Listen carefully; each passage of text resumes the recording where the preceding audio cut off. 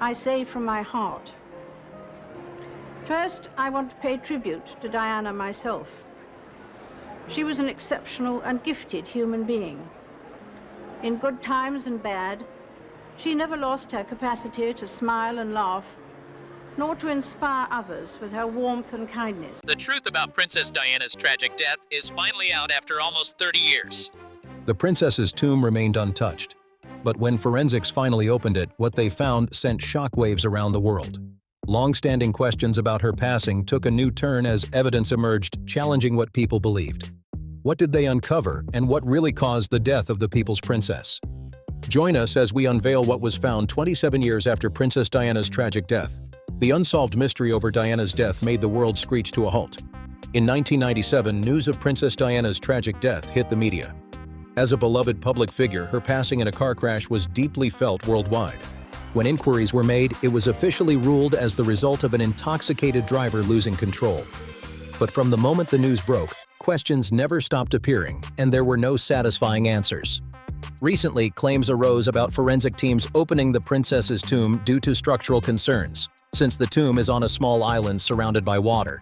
The original plan was for Diana to be buried in the Spencer family vault at St. Mary's Church, but her father, Lord Spencer, worried about public safety and the overwhelming number of visitors. He decided Diana would be buried where her grave could be cared for and visited privately by William, Harry, and relatives. So she was buried on an island in an ornamental lake known as the Round Oval within Althorpe Park's gardens. Although Diana is resting, her death and the events that followed never sat well with royal fans. News of her grave being opened sparked discussions and new controversy. Royal fans revisited explanations about Diana's death, and what they found about the cause shocked many. The accepted version states her Mercedes limousine crashed while being driven by Henri Paul, a chauffeur at the Paris Ritz, who was intoxicated and driving too fast through the Alma Tunnel. Unwilling to accept a simple accident, the public began noticing inconsistencies and strange coincidences. One explosive allegation came from Mohammed Al-Fayed, father of Diana's companion Dodi Al-Fayed. In 2008, he claimed Diana was pregnant with his grandson and that she and Dodi planned to marry. Al-Fayed claimed the royal family, especially Prince Philip and Prince Charles, opposed Diana marrying a Muslim man. He suggested this led to a sinister plot to eliminate her before such a union could happen. In a dramatic courtroom appearance, Al-Fayed accused powerful figures including Prince Philip, Prince Charles, and former Prime Minister Tony Blair. He also implicated Diana's sister, former Metropolitan Police Commissioners, and even the CIA. He suggested a network of royals, officials, and intelligence agencies conspired to prevent Diana from marrying Dodi. Rumors intensified after her embalming, with suspicions the process was rushed to prevent pregnancy tests. Conspiracy theorists amplified these concerns. However, Operation Paget, a major investigation, examined blood samples and found no pregnancy hormones. Although such hormones can remain in blood, none were present in tested samples. Adding to the mystery, a letter written to her butler Paul Burrell surfaced. The former royal butler, later acquitted of hoarding Diana's possessions, had kept the letter undisclosed for years. The letter appeared genuine and written in October 1996, 2 months after her divorce from Prince Charles. It revealed an emotional and distressed mindset. Diana wrote she longed for comfort and was in a difficult phase of her life. She mentioned fears that a car accident could be arranged to make way for Charles to remarry, and thanked him sarcastically for her suffering. The letter fueled conspiracy theorists who rejected the idea that Diana and Dodi died in an accident. Despite concerns, Operation Paget found no credible evidence of a planned assassination. In her famous BBC interview, Diana admitted feeling threatened by the royal family. While her words were chilling, they did not prove a conspiracy. Still, many believe the circumstances remain suspicious. Another theory claimed driver Henri Paul was part of an orchestrated attack. Some believed he secretly worked for MI6. Richard Tomlinson, a former MI6 agent, claimed documents showed Paul was connected to the agency. He noted Paul disappeared for hours before the crash, raising suspicions of a covert meeting.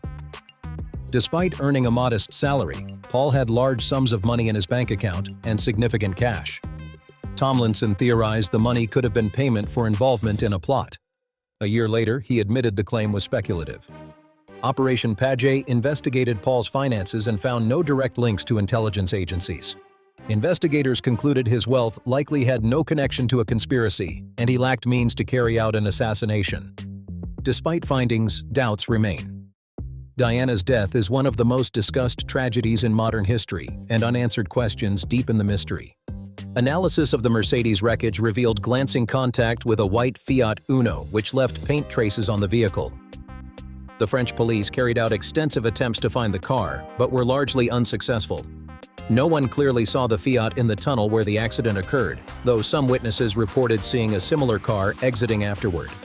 Mohammed Al-Fayed stated in July 2005 to Operation Paget that the white Fiat Uno was allegedly used by M16 to force the Mercedes to swerve and crash into the tunnel wall. Al-Fayed also claimed the Fiat was owned by a French photojournalist, Jean-Paul James Andanson, whom he accused of having intelligence connections. Andanson had photographed Diana while she vacationed in Saint-Tropez. He was later found dead inside his car, and authorities ruled it a suicide. However, some people suspected his death was linked to Diana's crash, suggesting a cover-up and adding to the mystery. A witness named François Levistre, who had been driving ahead of Diana's car in the tunnel, claimed he saw a sudden flash of light just before the crash. This fueled speculation that a blinding flash may have disoriented the driver. Former MI6 officer Richard Tomlinson supported the theory, stating that bright flashes were part of intelligence training methods designed to confuse drivers. However, Levistre's wife, who was also in the car, disagreed with his account. Operation Paget later concluded there was no evidence that a flash occurred. A separate French investigation determined that Henri Paul had been driving at high speed while under the influence of alcohol and prescription medication, likely impairing his judgment. The only survivor, bodyguard Trevor Rees-Jones, supported these findings.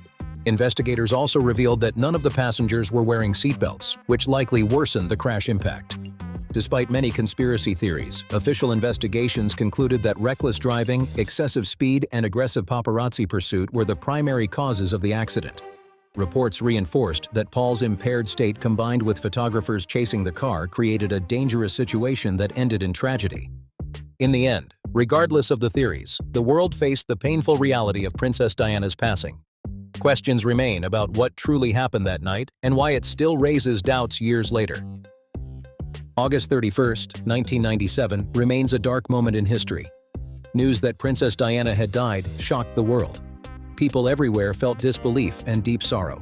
The tragedy was even more painful because of the violent car crash in the Pont de l'Alma tunnel in Paris.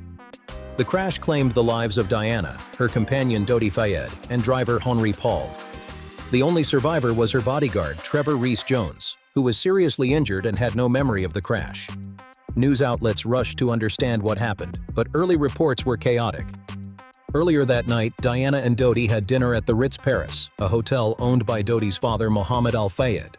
Hoping to avoid paparazzi, they left through a rear exit around midnight. Henri Paul, the hotel's head of security, was driving. It was later revealed he had been drinking before driving, which became a key detail in the investigation. As they sped through Paris streets, paparazzi followed on motorbikes. When they entered the tunnel at high speed, their Mercedes crashed into a concrete pillar.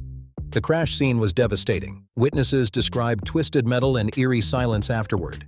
Emergency responders arrived quickly and found Diana still alive. Paramedics tried to save her as she was rushed to Pitié-Salpêtrière Hospital, but she later died from her injuries.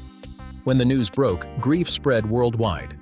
People gathered outside Kensington Palace, leaving flowers, lighting candles, and writing messages. London streets filled with mourners trying to process the loss. Meanwhile, the royal family remained at Balmoral Castle in Scotland, mourning privately. Many people questioned why the Queen had not immediately returned to London. As public pressure grew, Queen Elizabeth II later addressed the nation in a televised speech, though some felt it was delayed. Diana's funeral on September 6, 1997 was watched by about 2.5 billion people worldwide. One of the most emotional moments was when her sons, Prince William and Prince Harry, walked behind her coffin to Westminster Abbey. During the global mourning, Diana's family decided she would be buried at Althorpe Estate, the Spencer family home in Northamptonshire. To prevent her grave from becoming a major public site, she was buried on a small island in a lake known as the Round Oval. The ceremony was private, attended by close family members. The decision aimed to protect her resting place as public curiosity remained intense. Despite rumors about the site and restricted access, the Spencer family maintained it as a peaceful place for relatives. Questions about Diana's life never stopped. One major source of public curiosity remained her marriage to Prince Charles, which many believed influenced the difficult path her life later took. Lady Diana Spencer was just 20 years old when she married Great Britain's heir to the throne, Prince Charles. Around 750 million people watched the ceremony on television. To viewers, it looked like a fairy tale, a prince waiting at the altar and a shy bride arriving in a horse-drawn carriage wearing a stunning ivory wedding dress. The wedding seemed like a dream, but many people ignored early warning signs in their relationship. Diana, deeply in love, overlooked them too. During their engagement interview, when asked if they were in love, Charles hesitated and said, "Whatever in love means." The remark raised doubts, but Diana stayed hopeful. Charles struggled between royal expectations and his feelings for Camilla Parker Bowles. Diana believed he was right for her, following her father's advice to marry for love while ignoring her concerns. In March 1981, months before the wedding, Charles left for a 5-week tour. Diana was seen crying at the airport and later revealed her tears were caused by a troubling phone call he had with Camilla. On July 29, 1981, the world watched their royal wedding, but problems were already present. Diana discovered a bracelet Charles had bought for Camilla engraved with their initials. She also found other gifts that made her feel betrayed and heartbroken. She thought about canceling the wedding, but her father, Earl Spencer, convinced her to continue. Some believed Charles chose Diana because she fit the royal image, young, noble, and able to provide heirs. During the ceremony, Diana made a quiet statement by removing the word obey from her vows, showing her wish for independence.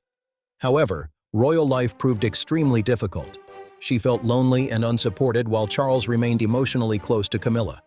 Media pressure and royal duties became overwhelming. Diana developed bulimia and struggled with her self-worth. During her first pregnancy, she felt so distressed that she threw herself down a staircase, but she and her unborn son William survived. Prince William's birth in 1982 briefly brought happiness. Charles appreciated Diana's dedication as a mother, and they seemed closer. But postpartum depression soon deepened her struggles. Diana remained devoted to her children. In 1983, she broke royal tradition by taking 9-month-old William on an overseas tour, earning both praise and criticism. In 1984, Prince Harry was born. His arrival brought joy, but also tension. Charles, who had hoped for a daughter, was reportedly disappointed. Diana later said she kept Harry's gender secret to preserve a special bond, but Charles's reaction left her feeling hurt. Behind palace doors, the marriage continued falling apart. Charles's relationship with Camilla and royal pressures pushed them further apart. Despite her marital struggles, Diana refused to let hardship define her. Instead, she turned her pain into compassion for others.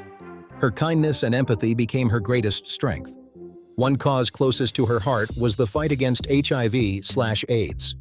During the late 1980s and early 1990s, fear and misinformation led many to avoid patients, who were often isolated and stigmatized. In April 1987, Diana visited London's Middlesex Hospital, home to the UK's first dedicated HIV/AIDS ward. The world watched in surprise as she shook hands with patients without gloves. She declared that HIV did not make people dangerous and showed that compassion mattered more than fear. Her actions helped change public attitudes worldwide. Diana continued visiting hospitals, orphanages, and care centers, supporting patients and demanding better health care. She worked with organizations such as the National AIDS Trust and London Lighthouse to raise awareness. Her humanitarian efforts went far beyond HIV/AIDS. She supported the homeless, victims of domestic violence, and vulnerable children. Diana often took William and Harry to shelters so they could understand hardship beyond royal life. She wanted them to witness real struggles and grow into compassionate leaders. Diana's influence reached far beyond palace walls. Even while facing personal pain within the royal family, she found purpose through humanitarian work that changed countless lives. The world saw her as more than just a princess. She became a symbol of hope, a voice for the voiceless, and a beacon of compassion in a world often clouded by indifference. Her dedication to humanitarian causes was not simply a royal duty, but a deeply personal mission. Among the many issues she supported, one of the most groundbreaking was AIDS awareness. At a time when fear and misinformation surrounded the disease, Diana made a powerful statement. She was photographed shaking hands with an AIDS patient without gloves, an act that shattered harmful myths and helped reduce stigma. Her actions were more than symbolic. They influenced global attitudes toward HIV/AIDS and helped encourage awareness and progress in treatment. Diana's compassion knew no borders. She traveled widely, using her influence to highlight suffering that many people ignored. One defining moment came during her visit to Angola in 1997, where she walked through an active minefield to support the campaign against landmines. Wearing protective gear, she stepped into danger faced daily by vulnerable communities. Images from that visit became iconic, drawing worldwide attention to the devastating effects of landmines on civilians. Her efforts helped build support for the Ottawa Treaty, which aimed to ban these deadly weapons. Diana's humanitarian work strongly focused on children's welfare. She visited hospitals, orphanages, and shelters, ensuring every child felt noticed and cared for. She once said her greatest joy was sitting on the floor playing with children, bringing them comfort and happiness. Her work with Great Ormond Street Hospital and other charities showed her genuine desire to improve young lives beyond public attention. Despite her growing global role, Diana remained devoted to her family. She worked hard to balance royal duties with motherhood, making sure her sons, William and Harry, understood the importance of compassion and service. She took them to homeless shelters so they could see life beyond royal privilege. Diana wanted them to grow up grounded and aware of everyday struggles. Her parenting style was considered unconventional for a royal, but it strengthened her legacy as a caring and emotionally supportive mother. Diana had a rare ability to connect with people from every background. Her warmth made others feel valued, whether they were patients, survivors, or grieving families. Unlike many public figures, she did not distance herself from suffering. She offered comfort directly and sincerely. This authenticity endeared her to millions around the world. Yet even as she inspired hope globally, Diana's own happiness remained difficult to find. Life inside the palace felt heavy, and constant media attention made personal freedom nearly impossible. Her relationships and appearances were endlessly analyzed by tabloids seeking dramatic headlines. She privately admitted that the same fame she used to help others also felt like a prison. Despite relentless public scrutiny, Diana continued her humanitarian mission. While palace pressures tried to limit her voice, the world amplified it. Many still ask who was truly responsible for Princess Diana's death, and whether anyone will ever embody modern royalty the way she did.